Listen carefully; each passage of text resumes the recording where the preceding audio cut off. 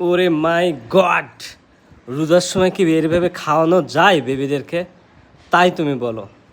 মানে একদম বুকের ভিতরে তো খাওয়ার জন্য শো করছে, শো।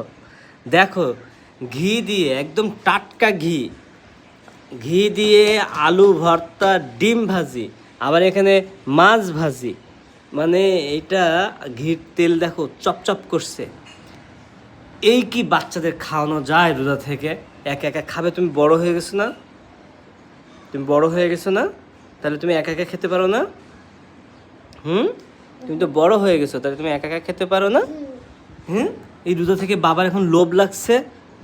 এই এই যে খাবারটা, এই যে আবার সাথে ডাল আছে, লাস্টে আবার ডাল আছে।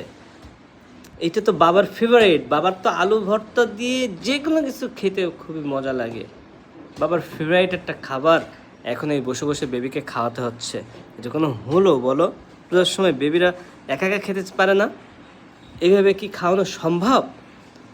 লোভে আমার জিভে পানি এসে যাচ্ছে, কিন্তু না, আমি তো রোজাদার, আমি খেতে পারবো না।